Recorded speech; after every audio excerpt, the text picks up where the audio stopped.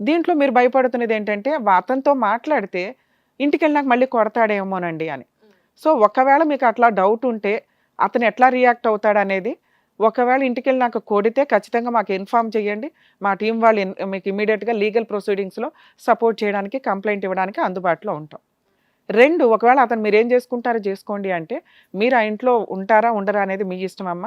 In case మీకు ఏదైనా జరిగితే ఇమ్మీడియట్గా 100కి డయల్ చేయండి. 2, మీరు లీగల్గా వెళితే మీరు కాదు భయపడేది, అతను.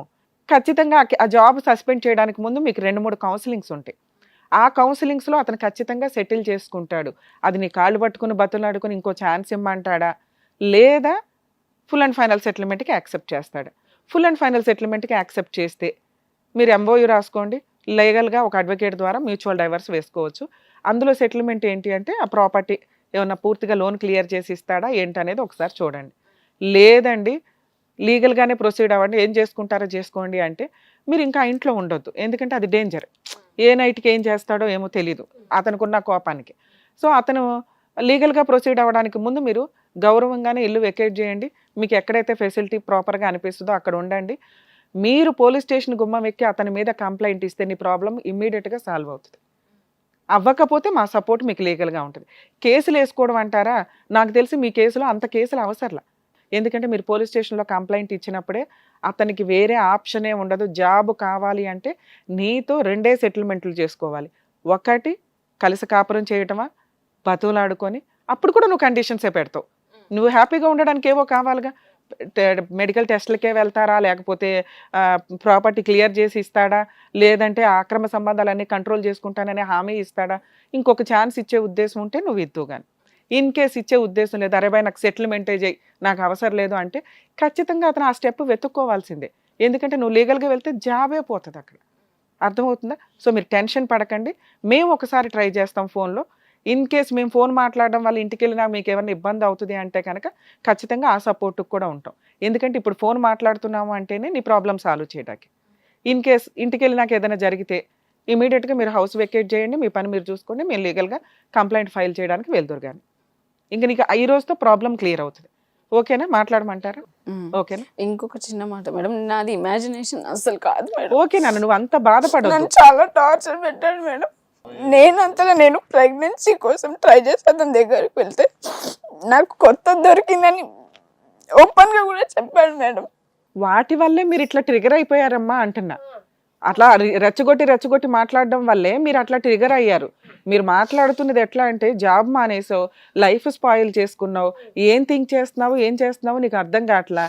నేను ఈ రోజు ఏడ్చా మేడం. ఇంతకు ముందు ఎప్పుడు నేను స్ట్రాంగ్ గానే ఉన్నాను మేడం. మీ అమ్మ అంత స్ట్రాంగ్ గా ఉంది, ఆవిడ ఎన్ని ప్రాబ్లమ్స్ సాల్వ్ చేసుకొని అట్లా ఉంది. సూసైడ్ అటెంప్ట్కి వెళ్ళిపోయే ఎంత దారుణం తల్లి. చనిపోతే ఎవరికి లాసు? నువ్వు పోతావు, మీ అమ్మ ఒక్కతే అనాథ అవుతుంది. ఇప్పుడు నువ్వు ఉండబట్టే కదా ఆవిడ అంత ధైర్యంగా కూర్చుంది. నీకేదన్నా అయినా ఆవిడ ఉంది, ఆవిడకి ఏదన్నా అయినా నువ్వు ఉన్నావు. సూసైడ్లు చేసుకొని ఎవరిని బ్లాక్మెయిల్ చేస్తారు మీరు? పోతే నీ గురించి ఏడ్చే వాళ్ళు ఎవరైనా ఉన్నారా? మీ అమ్మ తప్ప. 4 రోజులు ఏడ్చిద్ది, ఆవిడకి మళ్ళీ కష్టాలు ఎక్కువ అవుతాయి. ఈ రోజున ఏదైనా జ్వరం వస్తే నువ్వు ఒక టాబ్లెట్ వేస్తావనే కదా ఆవిడ అంత ధైర్యంగా కూర్చుంది ఇక్కడ. సూసైడ్ అటెంప్ట్స్ ఎప్పుడు చేయకండి. నేను అసలు ఈ ప్రాబ్లమ్ సాల్వ్ చేయాలంటే నువ్వు ముందు ఆ ప్రామిస్ చేయాలి. నేను మా మమ్మీకి ప్రామిస్ చేశాను మేడం, ఇంకా ఇప్పుడు నేను ఇట్లా చేయను. చెయ్యి, ఇప్పుడు చెయ్యి, మా ముందు చెయ్యి, మాకు ఎవిడెన్స్ ఉంటుంది. నువ్వు ఇంటికి వెళ్ళి మళ్ళీ ఏదైనా చేసుకుంటే మీ అమ్మ దగ్గర ప్రామిస్ చేయి. నేను జీవితంలో ఎప్పుడు చెయ్యమ్మా, ఎప్పుడు సూసైడ్ చేసుకున్నాను చెయ్యమ్మా. మీ అమ్మ కోసం బతకాలి కదా. కానీ ఫోన్ మాట్లాడితే బెటర్ అని నేను అనుకుంటున్నా. ఎందుకంటే అంత ఉండదు, ఒక హింట్ ఇవ్వాలి కదా అతనికి, వాళ్ళు బయటికి వెళ్ళాలన్నా. నాన్న మీ హస్బెండ్తో ఫోన్ మాట్లాడతాం, ఏం రెస్పాన్స్ వస్తుందో చూద్దాం. ఇన్ కేసు అతను సెటిల్మెంట్ చేసుకుంటాను అంటే కనుక ఖచ్చితంగా మిమ్మల్ని పిలిపించి ఇంకో సిట్టింగ్ కూర్చోబెట్టి మాట్లాడతాం, లేదా ఫోన్లోనన్నా మ్యాటర్ సెటిల్ చేసి మీకు మ్యూచువల్గా వెళ్ళడానికి సపోర్ట్ చేస్తాం మా టీం అంతా. లేదు నేను ఆల్రెడీ లీగల్గానే వెళతానండి అంటే మీరు ఒక్క సెకండ్ కూడా భయపడాల్సిన అవసరం లేదమ్మా. పోలీస్ స్టేషన్కి వెళ్ళి కంప్లైంట్ ఇవ్వండి, ఆ కంప్లైంట్కి మేము ఎంత సపోర్ట్ చేయాలో చేస్తాం. మీ కేసు 100% కంప్లైంట్ స్టేజ్లోనే సెటిల్మెంట్ అవుతుంది. అది కలిసి ఉంటారా, మ్యూచువల్గా వెళతారా అనేది డిసైడ్ చేద్దాం అట్లా. సో మీరు అస్సలు టెన్షన్ పడొద్దు, బాధపడొద్దు. దయచేసి నా పర్సనల్ రిక్వెస్ట్, సూసైడ్ అటెంప్ట్ అస్సలు చేయొద్దు. మీ అమ్మని చూసానా నువ్వు బతకాలి, నువ్వు 10 మందికి యూజ్ అవుతానా, జాబ్ చేసుకుంటే నువ్వు ఇండివిజువల్గా బతకాలి కదా. ఎందుకు అట్లా ఎవరి కోసం చనిపోవాల్సిన అవసరమే లేదు. ఏం చేద్దామంటారు చెప్పండి మరి? మీ మీద లీగల్ గా వెళ్ళమంటారా లేకపోతే మ్యాటర్ ఏదైనా సెటిల్ చేసుకుంటారా? మీరు 9 ఇయర్స్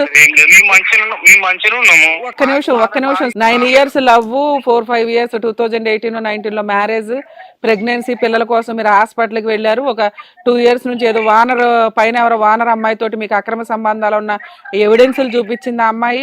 ఈ మధ్య ఎవరో టిక్ టాక్ ఆర్టిస్ట్ తోటి కూడా ఏదో మెసేజ్లు పెట్టుకుంటున్నారట. నా పైన మా వైపు కంప్లీట్ ఇస్తాను. అవునండి, ఇక్కడ మా ముందే ఉంది. ఒకసారి ఇవ్వండి, ఫోన్ ఇవ్వండి. అమ్మా మాట్లాడినా. హలో హలో, చెప్పు. ఏమైంది? కంప్లైంట్ ఏంది? దేని గురించి? నువ్వు చాలా బాగుంటున్నావు కదా, నాతో మంచిగా ఉంటున్నావు, పిల్లల్ని కనడానికి సంసారం చేస్తున్నావు, ఇంట్లో మంచిగా అంతా చూసుకుంటున్నావు. నీ పర్సులు ఉన్న పైసలు నీవి కాదు కదా. పైసలున్న పైసలు అడిగితే ఉంటే ఉండు లేకపోతే మస్తు మాట్లాడుతున్నావు కదా నా మీద. అసలు నువ్వు నాతో 2 సంవత్సరాల నుంచి రోజు కలిసి ఉంటున్నావు, అది అందుకే కదా. కాదబ్బా, నువ్వు కౌన్సిలింగ్ సెంటర్ పోయి నా మీద కంప్లైంట్ పెట్టడం నాకు అర్థమైతలేదు. నీకు ఉన్న అక్రమ సంబంధాలకి నీ మీద కంప్లైంట్ పెట్టకపోతే పూజించాలా? ఏమున్నాయి అక్రమ సంబంధం? నాకు అర్థం కాదు. నీకేం లేవా? నా దగ్గర ఉన్న ఎవిడెన్స్, నేను చాలా ఓపిక బట్టి 2 సంవత్సరాల నుంచి ఉంటున్నా, నా దగ్గరనే నువ్వు మాట్లాడుతున్నావా? ఎవిడెన్స్ లేవనుకుంటున్నావా? నిన్ను దాన్ని తీసుకొచ్చి గుంజుకొస్తా, అర్థమవుతుందా? ఎవరు ఎవిడెన్స్? ఎవరిది? ఏదో ఎర్రి పుష్పం లాగా మాట్లాడుతున్నావు ఏంది? నువ్వు నాటకాలు చేస్తున్నావా? నీకు ఎంతమంది ఉన్నారు, ఏమేమి ఉన్నాయి? ప్రతి ఒక్క వీడియో ఎవిడెన్స్, నీ దగ్గర ఉన్న వీడియో ఎవిడెన్స్ నా దగ్గర ఉన్నది. నువ్వేమేం చేసినావు కూడా నా దగ్గర ఉన్నది. నేను అందుకే వచ్చి కంప్లైంట్ ఇచ్చిన. నన్ను ఎంత టార్చర్ పెడుతున్నావు, మొన్న నువ్వు ఎంత కొట్టినావు నన్ను? నాకు అర్థమైతలేదు. అంత పొద్దున ఇంటర్వ్యూ పోతానని చెప్పి ఇదే ఇంటర్వ్యూ మరి, ఇదే ఇంటర్వ్యూ అంటే. ఏది ఇంటర్వ్యూ? మోగిని మీద పోయి కంప్లైంట్ పెట్టడం ఇంటర్వ్యూ? అవునా? నువ్వు పెళ్ళాన్ని ఉంచుకొని మీదున్న పెళ్ళాం పిల్లలున్న పిల్లల తల్లుల్ని ఉంచుకున్నాడు, ఇది కరెక్టేనా? ఎవరు పిల్లల తల్లు? నువ్వు అర్థమయ్యేటట్టు చెప్పు. నువ్వు ఆడపోయి ఏదేదో అంటున్నావు. ఎవరు పిల్లల తల్లి? ఎవరు నుంచుకున్నా? ఏదో పెద్ద వీళ్ళ ముంగట నువ్వు పెద్ద సత్యవంతుల్లాగా మాట్లాడుతున్నావు. ఇప్పుడు వాళ్ళ ముందరనే చెప్పు. వాళ్ళే కదా, వాళ్ళ ముందే నువ్వు ఉన్నావు కదా. ఆ ఇంటి మీద ఉన్న మానస దాన్ని ఉంచుకోలేదా నువ్వు? ఆ వీడియో ప్రూఫ్ కూడా ఉంది నాటక దగ్గర. ఇంటి మీద ఉన్న మానస దాన్ని నాకు ఇప్పుడు వాళ్ళు రెడీగా ఉన్నారు చాలా మంది. మేము చూసినాము, ప్రూఫ్ కి వస్తామని, సాక్ష్యంకి వస్తామని కూడా ఉన్నారు వాళ్ళు, చూసిన వాళ్ళు. ఒక నిమిషం ఆమెనే విలువరు. అది మళ్ళీ డైరెక్ట్ మాట్లాడి నేను ఆమె ఎవరు, నేను ఎవరు, ఆమె పేరు కూడా సరిగా తెలియదు. అవునా? ఆమె నాకు అర్థమైతలేదు. ఇంత సింపుల్ గా పోయి నా మీద కౌన్సిలింగ్ లా కంప్లైంట్ పెట్టి ఫోన్ చేపిస్తే నాకు అర్థం. ఇల్లు కాల్ చేసి కూడా చాలా రోజులు అవుతుంది కదా. ఇల్లు కాల్ చేసి చాలా రోజులు అవుతున్నా, ఇల్లుంట్లో ఉన్నప్పుడు ఏం చేసినావు? పోనీ అది అయ్యింది అయిపోయిందని ఇల్లు కాల్ చేసి ఇంత దూరం వస్తే, మధ్యలో ఇంకొక దానికి 2 పిల్లలు, దానికి మొగుడు, దాని పేరు ఎవరిద్దరు పిల్లలు, ఎవరు మూడు, ఎవరామె? నాటకాలు చేస్తున్నావా? నాటకాలు నువ్వు ఆడ పోయి నాటకాలు చేస్తున్నావు. ఎవరో కూడా తెలియదు నాకు. అబ్బా, ఎవరో తెలియదా? ఎవరో తెలియదు. అయితే నీ ఫోన్ లో నుంచి మెసేజ్ చేసినావు కదరా నువ్వు. ఏం మెసేజ్? ఏం చేయి, బాగున్నావు, సూపర్ ఉన్నావు, ఈరోజు కలుస్తావా, ఈ రోజు పండుకుందాము, ఈ ప్లేస్ కి రా, ఓయో రూమ్ కి పోదాము, ఇగో ఇట్లాంటి డ్రెస్ వేసుకొని రా, ఇవన్నీ మెసేజ్ చేసినావు. ఎవరికి చేసినావు రా నువ్వు? నువ్వు ఎడ్డి తెలియకుండా మాట్లాడకుండా నాటకాలు చెయ్యకు. నువ్వు ఏమనుకుంటున్నావు? నేను చాలా సార్లు చెప్పినా, నేను ఎన్నోసార్లు చెప్పినా, నువ్వేం చేస్తున్నావు నాకు తెలియదు అని అనుకోకు అని నేను చిన్న హింట్ ఇచ్చినా. అసలు నేను ఏ రోజు చెప్దామని నువ్వు నన్ను మాట్లాడినిచ్చావు? ఒక రోజన్నా నోరు తెరిస్తే కొట్టడానికి వచ్చినావు నువ్వు?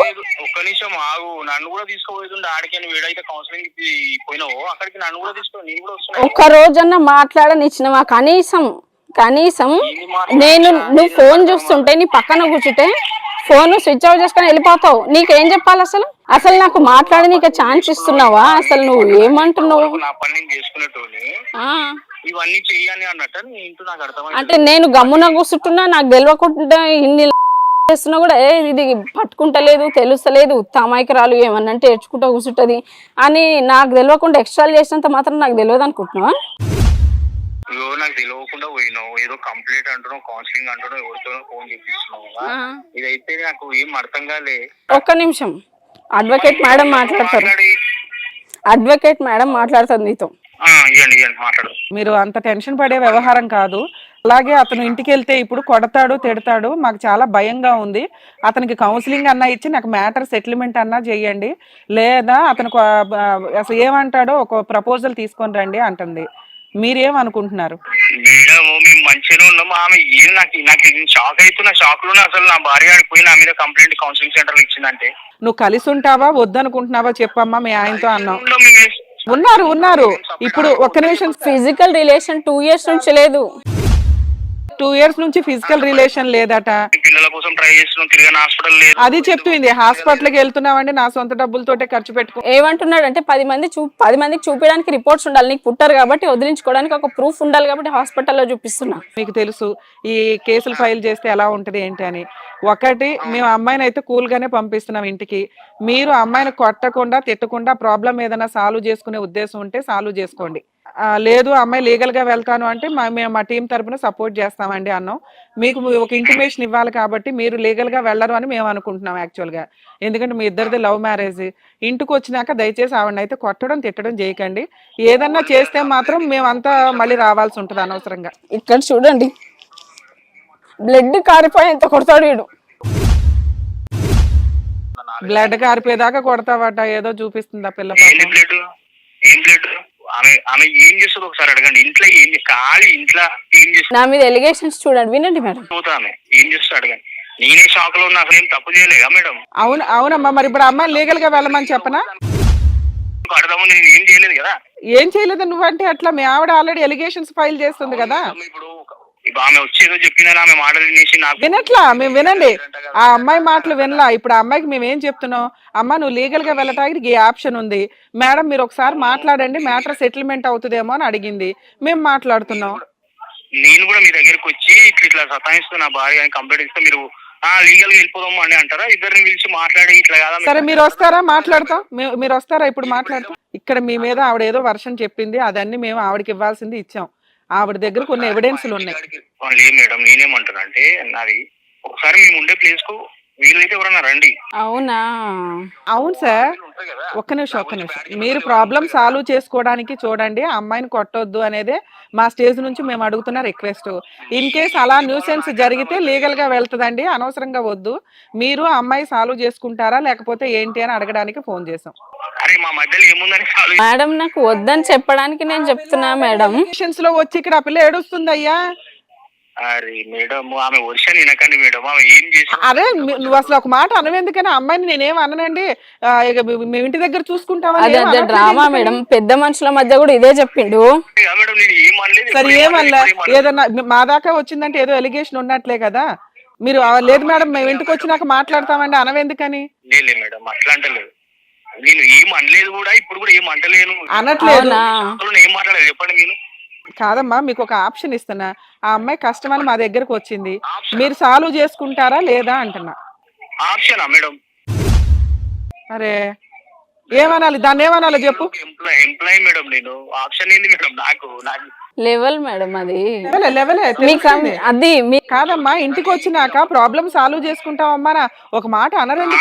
లేదుగా మేడం, ప్రాబ్లమే లేనప్పుడు ప్రాబ్లం సాల్వ్ అంటే నేను ఏం చెప్పాలి సమాధానం? ఇక్కడ దాకా వచ్చిందంటే ప్రాబ్లం ఉన్నట్లే కదమ్మా.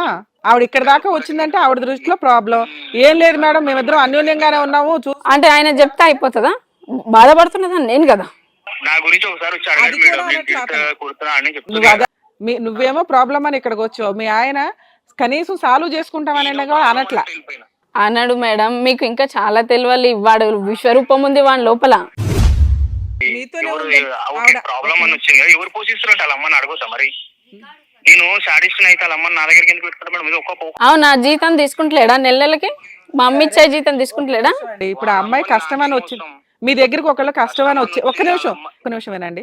మీ దగ్గరికి ఒకళ్ళు మాకు కష్టం ఉందండి అని వచ్చారు, మీరు వాళ్ళ హస్బెండ్ కి ఫోన్ చేశారు. అతనేమో మాకు కష్టమే లేదండి అంటే, ఆ కష్టం లేదమ్మా వెళ్ళిపో అంటారా? మీ దాకా వచ్చినాక మీకు అది తెలుస్తుంది కదా. కరెక్ట్ మేడం, ఆమె ఏదో నాకు జలకిప్పాలనేసి మీ దగ్గరకు వచ్చింది మేడం. ఎవిడెన్స్ ఉన్నా కూడా ఆడ మాటలు చూసినారా? సో ఆమెను మంచిగా చూసుకుంటే ఓకే, వాళ్ళ అమ్మ నా దగ్గర ఉండొద్దు. అసలు అమ్మాయి మీతో ఉండనంటుంది అయ్యా. మేడం నా వర్షన్ కూడా వినండి ప్లీజ్. చెప్పండి. వాళ్ళ అమ్మాయి ఏంది, ఈమెకి ఏం చాతా కాదు. ఈవెన్ ఒక మొగునికి అన్నం కూడా చేయడానికి కూడా అది ఓపెన్ చెప్తున్నా. చూడండి మమ్మల్ని ఇంత దూరం తీసుకొచ్చింది. నేనేమంటున్నా అంటే ఈమె మంచిగా ఉంటది కానీ వాళ్ళ అమ్మను మన దగ్గర పెట్టుకున్నాం, పోషిస్తున్నాం. వాళ్ళమ్మకి ఏమున్నా మనమే చూసుకుంటాం. జ్వరం వచ్చినా ఏమున్నా, మొన్న అపెండిక్స్ ఆపరేషన్ సర్జరీ అయినా అన్ని మనమే చూసుకుంటాం. డబ్బులు ఎవరివి మేడం?